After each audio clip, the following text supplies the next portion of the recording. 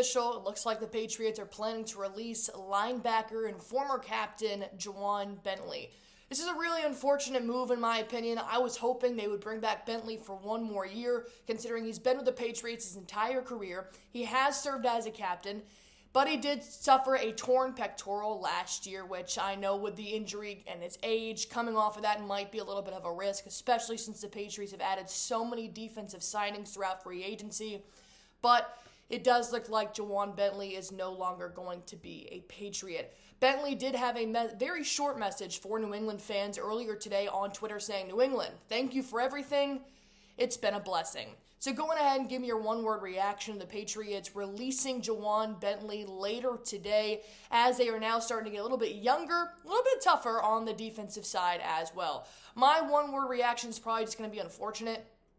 I know that season-ending injury didn't help him with this new transition for the new defensive coordinator, head coach, and all the other moving parts, but I did hope they gave him probably one more year just to see how he could fit in this new defensive scheme. So that's why I'm going to go with unfortunate, especially because the latest report came out that Ja'Whaun Bentley has been fully cleared. So he has recovered from that injury. He should be ready to go this offseason, but now it looks like it's just going to be for another team.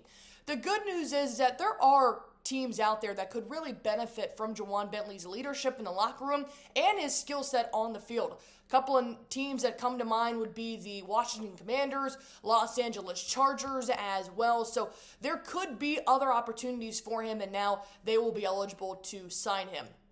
But for a guy like Ja'Whaun Bentley, who has played his entire career for the New England Patriots, when they did sign Robert Spillane, that 3-year, $33.7 million contract, that was when I started to realize, they might be weeding out some of these other Patriots that were there last year and years before that. And Ja'Whaun Bentley's career in New England was definitely up in jeopardy just because Spillane is better, Spillane is younger than what JB could possibly still provide for the Patriots. And I had the same reasoning for Jahlani Tavai after they signed those guys too, and I'll get to Jahlani Tavai towards the back end of this video. So we know that Bentley was scheduled to earn about $4.3 million in base salary this upcoming season. So I thought they could have definitely kept him with the money that they have in their cap space, and I really wanted them to see at least one more productive season from Bentley, but we do know that Mike Vrabel is shifting his entire defensive scheme. This is not new. This is why Davon Godchaux had been able to seek a trade, is because they didn't see that Godchaux fit that new defensive scheme. So maybe it's the same thing for a guy like Ja'Whaun. But last week there was a report that came out that he had been significantly slimming down.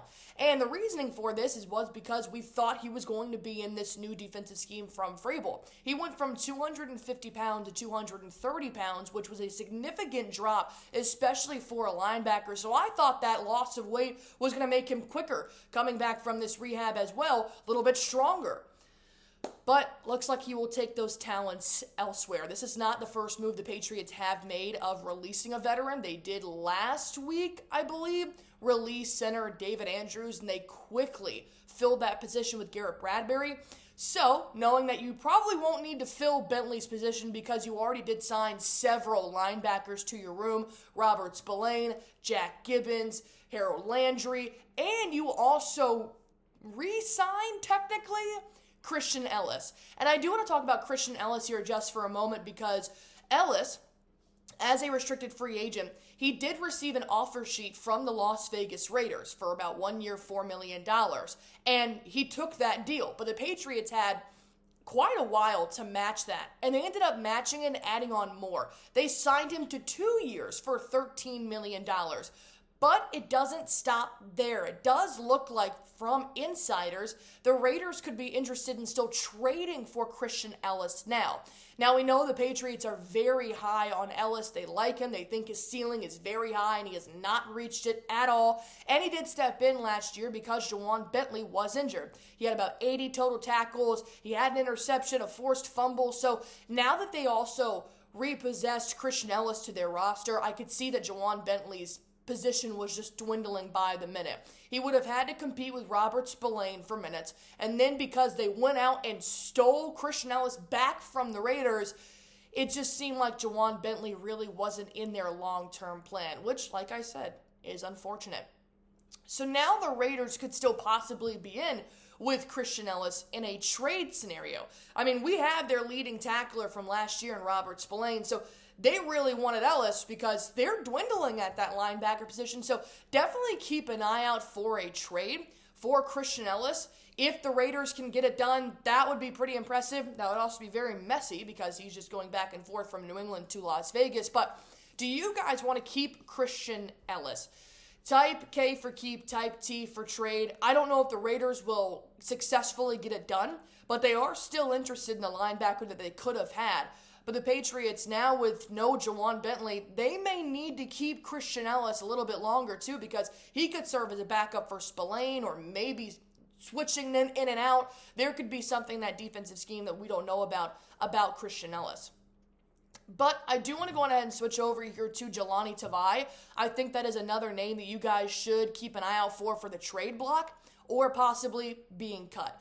And the reason for that is because Jahlani Tavai did have some comments to some Patriots fans at the end of last season, questioning their fandom. Why are they booing? Why aren't they riding with us?